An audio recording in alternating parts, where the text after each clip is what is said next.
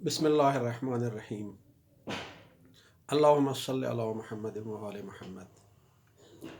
अस्सलामु अलैकुम व रहमतुल्लाहि व बरकातुहू। शिया ख़वातीन की अदालती तलाक़ के ज़िमन में गुफ्तगू जारी है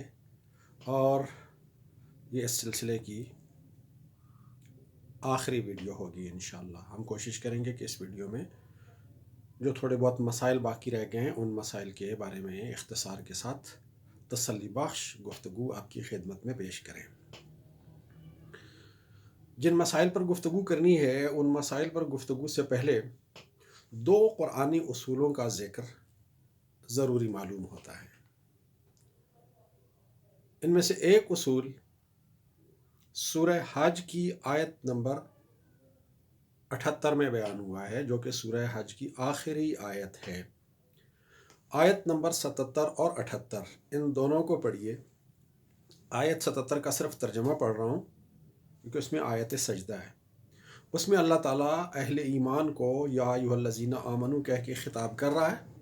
और फिर उन्हें रुकू करने का हुक्म दे रहा है, फिर उन्हें सजदा करने का हुक्म दे रहा है और फिर उन्हें अल्लाह की इबादत करने का हुक्म दे रहा है और फिर उन्हें नेक काम करने का हुक्म दे रहा है और आगे कह रहा है कि लअल्लकुम तुफ्लिहून, ये सब करो ताकि तुम फलाह पा जाओ।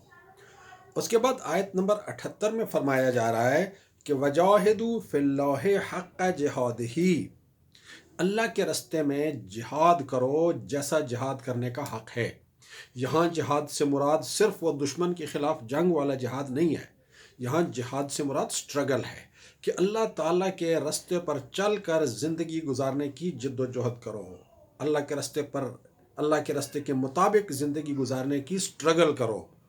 तुम्हारी कोशिश होनी चाहिए, तुम्हारी जिद्दोजहद होनी चाहिए ताकि तुम्हारी ज़िंदगी अल्लाह के रस्ते में गुजरे, अल्लाह की इताअत में गुजरे। जाहिदू फिल्लाहि हक़्क़ जिहादिही, जितना कर सकते हो, जैसे जिहाद करने का हक़ है, जैसे स्ट्रगल करने का हक़ है, जैसे जिद्दोजहद करने का हक़ है, उस तरह से जिद्दोजहद करो। हुवज्तबाकुम, अल्लाह ने तुम्हें चुन लिया है। वमा जअला अलैकुम फिद्दीन मिन हरज, ये वो जुमला है जो एक उसूल आपके सामने बयान करना चाह रहा हूँ। मा जअला अलैकुम फिद्दीन मिन हरज, अल्लाह ताला ने दीन में तुम्हारे ऊपर कोई हरज मुकर्रर नहीं किया है। हरज कहते हैं तंगी की हालत को, हरज कहते हैं घुटन की हालत को। बाज़ औक़ात इंसान आम हालात से हटकर मुश्किल हालात में दो चार हो जाता है और कोई काम करना उसके लिए तंगी का, हरज का, घुटन का, मशक्क़त का बायस बन जाता है। तो अल्लाह ताला ये फरमा रहा है इस आयत में कि रुकू करो, सजदा करो, अल्लाह की इबादत करो और नेक काम करते रहो और अल्लाह के रस्ते के मुताबिक ज़िंदगी गुजारने की जहाँ तक हो सके भरपूर जिद्दोजहद और स्ट्रगल करते रहो। लेकिन मा जअला अलैकुम फिद्दीन मिन हरज, अल्लाह ने दीन में तुम्हारे लिए कोई तंगी मुकर्रर नहीं की है। यानी ये सारी स्ट्रगल करते हुए, ये सारी जिद्दोजहद करते हुए अगर कहीं ऐसी सूरत हाल पैदा हो जाए कि अल्लाह ताला के अहकामात के मुताबिक ज़िंदगी गुजारना बायस हरज हो जाए, तंगी का और मुश्किल का और घुटन का सबब बन जाए, तो वहाँ पर अल्लाह ताला के हुक्म के अंदर वो सख्ती नहीं रहेगी जो आम हालत में होती है और वहाँ अल्लाह ताला आपको नरमी देता है और वहाँ मामूल का हुक्म जो है वो बरतरफ हो जाता है। इसी से मिलती जुलती बात अल्लाह ताला ने सूरह बकरा की आयत नंबर 185 में फरमाई है, जहाँ रोज़े का ज़िक्र है, जहाँ रोज़े का हुक्म दिया गया है और रोज़े का हुक्म देने के बाद मरीज़ और मुसाफिर को छूट दी गई है कि वो बाज़ दूसरे दिनों में रोज़े रख कर अपनी गिनती पूरी कर दें। और बाद में कहा अल्लाह ताला ने कि युरीदुल्लाहु बिकुमुल युस्र वला युरीदु बिकुमुल उस्र, अल्लाह तुम्हारे लिए आसानी चाहता है, तुम्हारे लिए मुश्किल नहीं चाहता। तो ये दो आयत, अल्लाह तुम्हारे लिए आसानी चाहता है, तुम्हारे लिए मुश्किल नहीं चाहता, और ये आयत कि अल्लाह ने दीन में तुम्हारे ऊपर कोई हरज, कोई तंगी मुकर्रर नहीं की है। इन दो आयत से हमें ये उसूल मिलता है और ये उसूल हमारे फ़िक़्ह में एक तस्लीम शुदा उसूल है, तमाम फ़ुक़हा के यहाँ तस्लीम शुदा उसूल है कि जहाँ किसी हुक्म शरई पर अमल करने में कोई मुश्किल पेश आ रही हो, کوئی تنگی پیش آ رہی ہو، کوئی حرج والی کیفیت پیش آ رہی ہو، تو وہاں وہ حکم ساکت ہو جائے گا۔ اس کی دو مثالیں قرآن شریف سے آپ کی خدمت میں بیان کرتا ہوں۔ ایک تو مثال وہی روزے کی ہے کہ روزہ رکھنا عام حالات میں ہر مسلمان پر واجب ہے، لیکن اگر کوئی شخص مریض ہے یا کوئی شخص مسافر ہے اور اس مرض اور سفر میں روزہ رکھنا اس کے لیے باعث مشقت ہے، مشکل کا باعث ہے، روزہ رکھنا مشکل ہو جاتا ہے، تو وہاں اللہ تعالیٰ نے روزے کو واجب نہیں رکھا۔ وہاں اسے کہہ دیا کہ ان دنوں میں روزہ نہ رکھے، بعد میں اتنے دن روزے رکھ کر اپنی گنتی پوری کر لے۔ اگر کوئی بیمار ہے اور اس کی بیماری ایسی ہے کہ روزہ رکھنے سے اس کی بیماری مزید پیچیدہ ہو سکتی ہے، اس کے علاج میں کمپلیکیشنز پیدا ہو سکتی ہیں، اس کی صحت کو کوئی مزید نقصان ہو سکتا ہے، تو وہ روزہ جو عام حالت میں واجب ہے ایسی صورتحال میں حرام بھی ہو جاتا ہے۔ تو حرج اور عسر کی صورت میں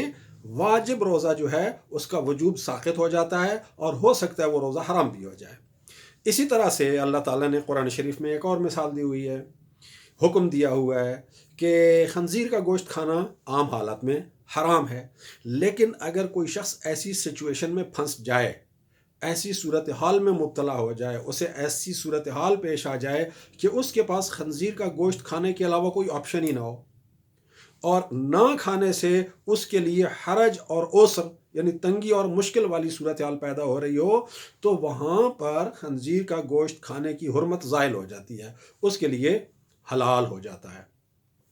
تو یہ دو مثالیں سامنے رکھیں کہ عام حالات میں جو اللہ تعالیٰ کا حکم ہوتا ہے وہ عسر کی حالت میں یعنی مشکل کی حالت میں، اور حرج کی حالت میں یعنی تنگی اور گھٹن کی حالت میں وہ ساقط ہو جاتا ہے۔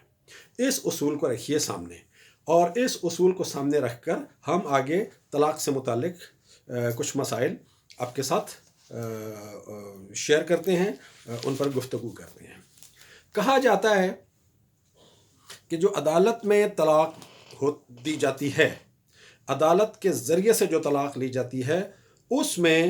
وہ احکامات فالو نہیں کیے جاتے جو شریعت نے طلاق کے لیے دیے گئے ہیں، جو شریعت نے طلاق کے لیے دیے ہیں۔ مثال کے طور پر شریعت میں فقہ جعفریہ کے مطابق طلاق یہ ہے کہ شوہر اپنی بیوی کو طلاق دے جب بیوی ماہانہ ایام میں نہ ہو، اور ماہانہ ایام کے علاوہ جب پاکیزگی کے دور میں ہے تو پاکیزگی کے دور میں جسے طہر کہا جاتا ہے، طہر میں طلاق دے، لیکن وہ طہر ہو کہ اس طہر کے اندر مباشرت نہ کی گئی ہو۔ اگر طہر کے اندر مباشرت کر لی ہے تو پھر اس طہر میں بھی طلاق نہیں دی جا سکتی،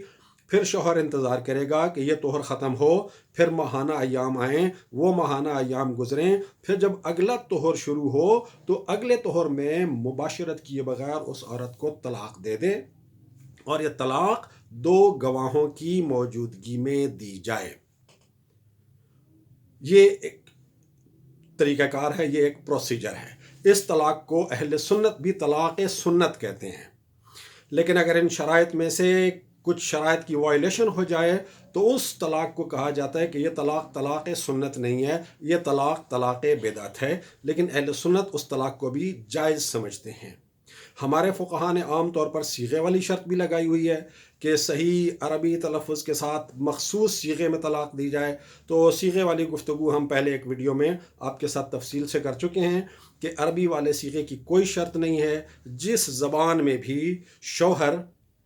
اپنی بیوی کو اس طہر میں جس میں مباشرت نہیں کی گئی، دو عادل گواہوں کی موجودگی میں بغیر غصے کے، بغیر کسی جبر و اکراہ کے اگر طلاق دے دیتا ہے، جس بھی زبان میں دے دیتا ہے، تو وہ طلاق ہو جائے گی۔ یہ ہے عام حالت کا حکم۔ یہ ذہن میں رکھیے گا کہ یہ جو حکم اللہ تعالیٰ نے دیا ہے کہ یہ طلاق اس طرح سے دی جائے، یہ عام معمول کے حالات کا حکم ہے جب شوہر خود طلاق دے رہا ہے اپنی بیوی کو۔ لیکن اگر شوہر خود اپنی بیوی کو طلاق نہیں دیتا اور بیوی کو عدالت کے ذریعے سے طلاق لینی پڑتی ہے، تو وہ طلاق کی جو صورت ہے وہ عام طلاق والی صورتحال سے بالکل مختلف ہو جاتی ہے۔ اس صورتحال کے لیے اس عام اور معمول کی طلاق کے احکامات کا مطالبہ کرنا اور اس کا تقاضا کرنا یہ خود شرعی اصولوں کے ساتھ ہم آہنگی نہیں رکھتا۔ ہماری فقہ جعفریہ میں تمام فقہا کا فتویٰ ہے، سب شیعہ فقہا کا فتویٰ ہے کہ اگر شوہر سنی ہے اور بیوی شیعہ ہے اور سنی شوہر ان احکام ان شرائط کو مد نظر رکھے بغیر اپنی شیعہ بیوی کو طلاق دے دے، مثال کے طور پر حالت حیض میں طلاق دے دیتا ہے، مثال کے طور پر اس طہر میں طلاق دے دیتا ہے جس طہر میں مباشرت کی ہوئی ہے، اور طلاق دیتے وقت گواہ بھی نہیں رکھتا، ان کی فقہ کے مطابق یہ طلاق درست ہے۔ تو اگر سنی شوہر نے شیعہ بیوی کو اس طرح سے طلاق دے دی کہ یہ جو فقہ جعفریہ والے احکامات ہیں یہ احکام پورے نہیں ہو رہے ہیں، تو بھی سب شیعہ فقہا کا فتویٰ ہے کہ یہ طلاق ہو جائے گی اور عدت پوری ہو جانے کے بعد یہ خاتون دوسری شادی کر سکتی ہے۔ اور اس میں احادیث بھی ہمارے پاس موجود ہیں۔ ان احادیث میں سے ایک حدیث آپ کے سامنے پیش کرتا ہوں۔ یہ حدیث تہذیب الاحکام جلد 8 صفحہ نمبر 58 میں موجود ہے، اور امام جعفر صادق علیہ السلام سے روایت ہے، اور راوی ہیں عبد الرحمن ابن ابی عبداللہ۔ وہ کہتے ہیں کہ میں نے امام جعفر صادق علیہ السلام سے پوچھا، امراتن طلقت علی غیر سنہ، ایک ایسی عورت جسے سنت کے مطابق طلاق نہیں دی گئی، طلاق دی گئی سنت کے مطابق دینے کی بجائے سنت سے ہٹ کر سنت کے برخلاف طلاق دے دی گئی اس عورت کو، قال، تو آپ نے فرمایا تو تزوج هذه المرأة، اس عورت کے ساتھ شادی کی جا سکتی ہے، ولا تترکو بغیر زوج، اور اسے شوہر کے بغیر نہیں چھوڑا جا سکتا۔ اسی طرح سے عبداللہ ابن سنان وہ روایت کرتے ہیں امام جعفر صادق علیہ السلام سے، یہ بھی تہذیب الاحکام جلد 8 صفحہ نمبر 58 پر ہے، کہ عبداللہ ابن سنان کہتے ہیں کہ میں نے امام جعفر صادق علیہ السلام سے پوچھا، عن رجل طلق امرأته بغیر عدت، کہ ایک شخص نے اپنی بیوی کو طلاق دے دی بغیر عدت، یعنی ان شرائط کے بغیر کہ اس نے یہ بھی نہیں دیکھا کہ حالت حیض میں ہے یا نہیں ہے، اور یہ بھی نہیں دیکھا کہ اس طہر میں طلاق دی ہے جس میں مباشرت نہیں کی، اس نے ان دو باتوں کا خیال رکھے بغیر طلاق دے دی، ثم امسک عنہا، پھر اس سے دور رہا یعنی رجوع بھی نہیں کیا، حتی انقضت عدتها، یہاں تک کہ عدت مکمل ہو گئی، پوری ہو گئی، حل یصلح لی ان اتزوجها، کیا میرے لیے یہ جائز اور درست ہے کہ میں اس عورت کے ساتھ نکاح کر لوں؟ قال نعم، تو امام علیہ السلام نے فرمایا ہاں، تم اس عورت کے ساتھ نکاح کر سکتے ہو۔ لا تترک المرأة بغیر زوج، عورت کو شوہر کے بغیر نہیں چھوڑا جا سکتا، یعنی عورت کو شوہر کے بغیر نہیں رہنا چاہیے، تو ایسی عورت کے ساتھ نکاح کرنا جائز ہے۔ تو ایک شخص، اب یہ جو کہا گیا ہے کہ ایک شخص نے اپنی بیوی کو طلاق دے دی اور سنت میں بتائے گئے طریقے کو فالو نہیں کیا اور عدت گزر گئی، اب اس میں شیعہ اور سنی کی بات بھی نہیں ہو رہی ہے۔ فرض کریں ایک شیعہ ہے اور اس نے ان سنت کو پیش نظر نہیں رکھا اور طلاق دے دی، اور کہتا بس جی ٹھیک ہے میں نے طلاق دے دی، اب میری طرف سے فارغ ہے، میں اب اور کچھ نہیں کرتا ہوں، ایک طرف ہو گیا اس طرح کی طلاق دے کر۔ تو اس حدیث کے مطابق اگر شیعہ مرد بھی اپنی بیوی کو خلاف سنت طلاق دے دیتا ہے اور سنت کے مطابق طلاق دینے کے لیے تیار نہیں ہے، تو وہ بھی ہو جائے گی، اور اس کی جو بیوی ہے وہ عدت کے بعد اگلی شادی کرنے کے لیے آزاد ہوگی۔ تو اگر سنی شوہر اپنی شیعہ بیوی کو ان شرائط کا لحاظ رکھے بغیر طلاق دے دے تو سب فقہا کہتے ہیں کہ طلاق ہو جاتی ہے۔ تو اگر ہم ایک سنی ریاست میں رہ رہے ہوں جہاں کا عدالتی نظام اہل سنت کے قانون کے مطابق، سنی فقہ کے مطابق کام کر رہا ہے، اور عورت کو شوہر نے طلاق نہیں دی، عورت عدالت کے ذریعے چل کے طلاق لے لیتی ہے اور اسے طلاق دے دی جاتی ہے اسی طرح سے ان چیزوں کا خیال رکھے بغیر، تو اسی اصول کے مطابق، جس اصول کے مطابق سنی شوہر کی دی ہوئی طلاق شیعہ عورت کے لیے درست ہے جس میں ان شرائط کا خیال نہیں رکھا گیا، اسی اصول کے تحت سنی ملک کی عدلیہ کی دی ہوئی طلاق بھی شیعہ عورت کے لیے درست ہوگی، اس لیے کہ یہ حالات عسر اور حرج والی صورتحال پیدا کر دیتے ہیں اگر ان چیزوں کا پر اصرار کیا جائے. اس لیے کہ ہمارے ہاں ایک چیز بڑی واضح ہے، ہمارے معاشرے میں واضح طور پہ دیکھی جاتی ہے کہ ہمارے معاشرے میں عورت عام طور پر طلاق لینا چاہتی ہی نہیں ہے. طلاق کو عورت کے لیے ایک بدنامی سمجھا جاتا ہے، اس کے اوپر ایک دھبا سمجھا جاتا ہے. مشکل ترین حالات میں بھی عورت کمپرومائز کر کے، سمجھوتا کر کے کوشش کرتی ہے کہ میں اپنی زندگی، اپنی ازدواجی زندگی بچا لوں اور بات طلاق تک نہ آئے. اور جب عورت عدالت میں چلی جاتی ہے طلاق لینے کے لیے تو اس کا مطلب یہ ہے کہ اس کی زندگی عسر اور حرج میں داخل ہو چکی ہے. نہ صرف یہ کہ عسر اور حرج میں داخل ہو چکی ہے، بلکہ عسر اور حرج کی بدترین شکل میں جب داخل ہو جاتی ہے تب عورت وہاں پہ عدالت میں طلاق لینے کے لیے جاتی ہے. ورنہ عسر اور حرج کے باوجود ہمارے ہاں عورتیں اس بات پر راضی ہوتی ہیں، تیار ہوتی ہیں کہ انہیں طلاق نہ ہو اور ان کی ازدواجی زندگی چلتی رہے. تو یہ عسر اور حرج کی حالت میں یہ جو عام معمول کے احکامات دیے گئے ہیں پھر یہ ساقط ہو جاتے ہیں، پھر ان پر اصرار کرنا درست نہیں ہے. لیکن تھوڑی سی کوشش کر کے، تھوڑا سا اہتمام کر کے یہ شرائط پیدا بھی کی جا سکتی ہیں. مثال کے طور پر عدالت میں سماعت ہو گئی، سارا پروسیجر مکمل ہو گیا، اور سارا پروسیجر مکمل ہونے کے بعد جج صاحب یا جج صاحبہ یہ کہتی ہیں کہ فلاں تاریخ کو آ کر اپنا فیصلہ لے جائیں. اب وہاں آپ دیکھ سکتے ہیں، وہاں خاتون دیکھ سکتی ہے کہ وہ جو تاریخ فیصلے کی جج صاحب نے مقرر کی ہے، آیا اس تاریخ پر یہ خاتون جس کو طلاق ہونی ہے یہ ماہانہ ایام میں ہوگی یا ماہانہ ایام میں نہیں ہوگی.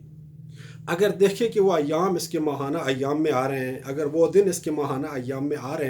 رہا ہے تو عدالت سے درخواست کی جا سکتی ہے کہ چند دن آگے کی ہمیں تاریخ دے دی جائے. اور عام طور پہ عدالتیں بڑی آسانی سے اگلی تاریخ دے دیتی ہیں. ہمارے ہاں اگلی تاریخ لینا عدلیہ میں کوئی مشکل کام نہیں ہے. تو اگر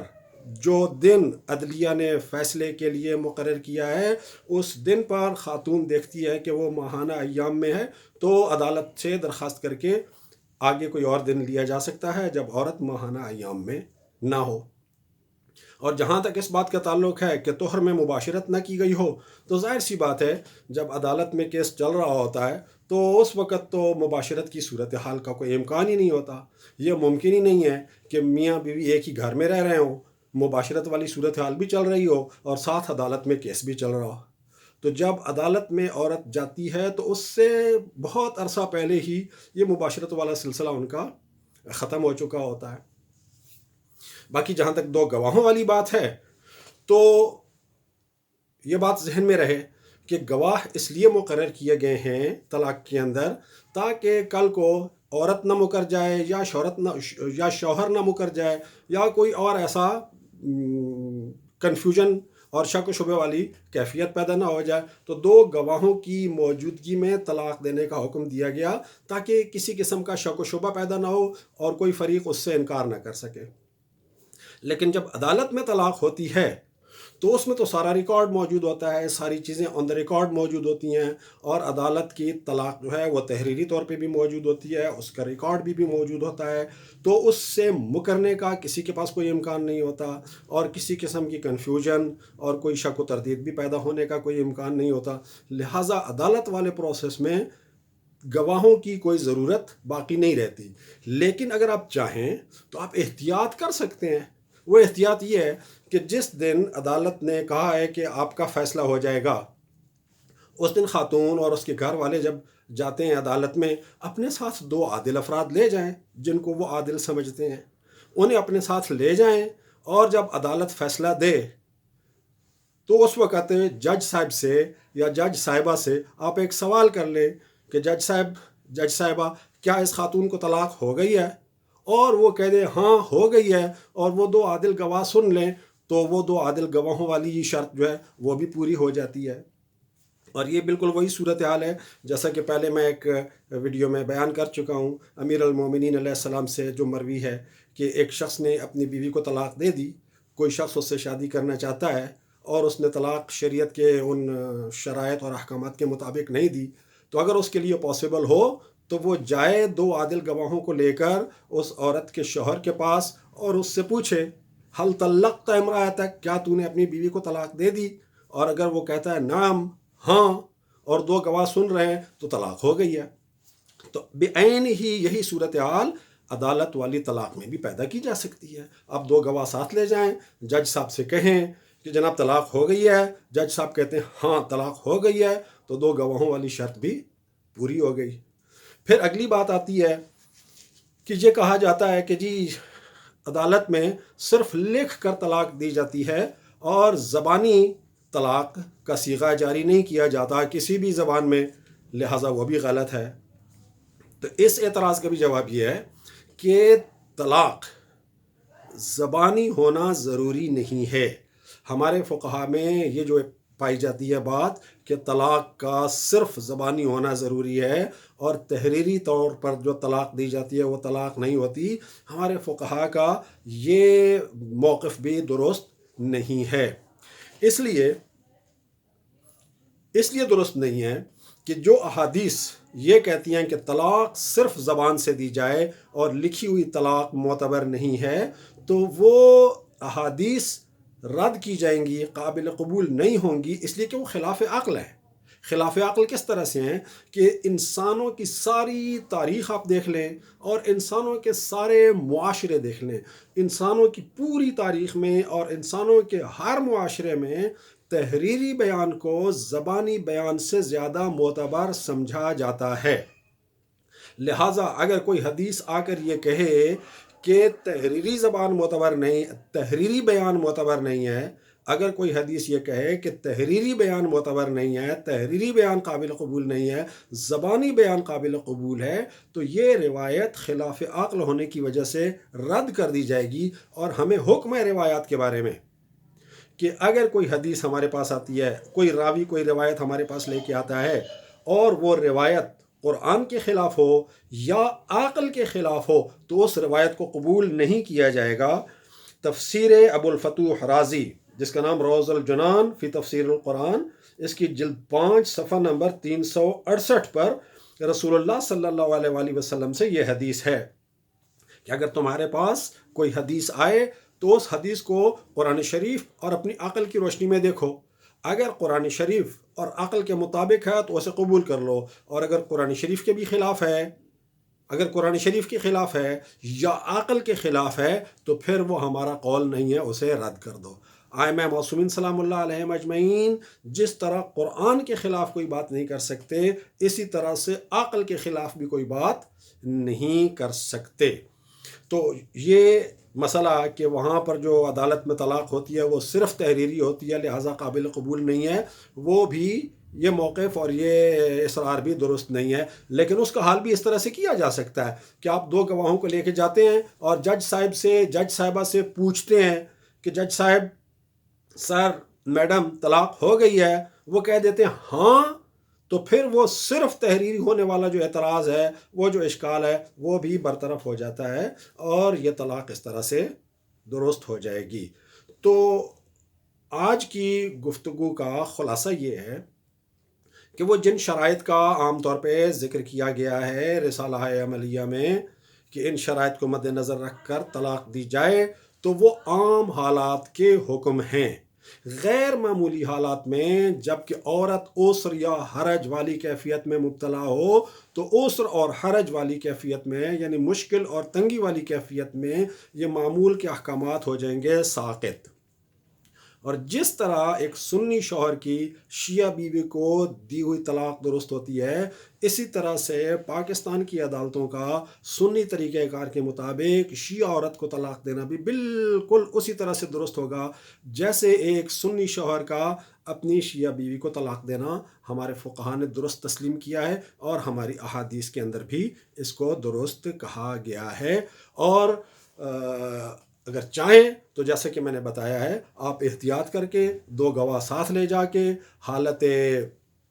حیض سے بچتے ہوئے اور جج صاحب سے ریکویسٹ کر کے کہ کیا طلاق ہو گئی ہے اور وہ ہاں کہہ دیں، تو ان ساری شرائط کو اس طرح سے پورا بھی کیا جا سکتا ہے۔ تو جو طلاقیں اب ہو چکی ہیں اب تک، اور وہ شیعہ خواتین جو عدالت سے طلاق لے چکی ہیں، اور شیعہ علماء کے اس موقف کی وجہ سے کہ حاکم شرعی کی وجہ سے چونکہ اور اس موقف کی وجہ سے کہ چونکہ حاکم شرعی سے طلاق نہیں لی گئی ہے لہٰذا طلاق نہیں ہوئی ہے، تو یہ حاکم شرعی والی بات اور یہ ہمارے مولوی صاحبان والا موقف یہ درست نہیں ہے. ہم تفصیل کے ساتھ بیان کر چکے ہیں. جو خواتین طلاق لے چکی ہیں ان کی طلاق صحیح ہے، درست ہے. وہ حاکم شرعی، نام نہاد حاکم شرعی سے صیغے جاری کرائے بغیر اگلی شادی کر سکتی ہیں. اور جن خواتین کے کیسز چل رہے ہیں ان کے لیے ممکن ہو تو یہ احتیاطی تدابیر کر کے ان شرائط کو پورا بھی کیا جا سکتا ہے. بہرحال یہ بات بالکل واضح ہونی چاہیے کہ اگر کسی عورت کا شوہر اس کو رکھتا بھی نہیں ہے، اس کے حقوق بھی پورے نہیں کرتا، اس کے مطالبے کے باوجود اس کو طلاق بھی نہیں دیتا، اور وہ عورت چل کر عدالت سے طلاق لے لیتی ہے، تو وہ طلاق بالکل درست ہے. اور اس طلاق کے بعد کسی نام نہاد حاکم شرع سے، کسی نام نہاد حاکم شرع کی نام نہاد پرائیویٹ عدالت سے نام نہاد صیغے جاری کروانے کی کوئی ضرورت نہیں ہے. اللہ تعالی ہمیں دین کو عقل اور قرآن شریف کے مطابق سمجھنے کی توفیق عطا فرمائے، اور جو دین کا یہ پہلو ہے کہ اللہ نے اس دین کو آسان بنایا ہے، ہمیں آسانی کے ساتھ دین کے مطابق عمل کرنے کی توفیق عطا فرمائے، اور جو دین کے نام پر غیر ضروری پیچیدگیاں اور مشکلات پیدا کر دی گئی ہیں ان کو سمجھنے اور ان سے اجتناب کی توفیق عطا فرمائے. والسلام علیکم ورحمۃ اللہ وبرکاتہ.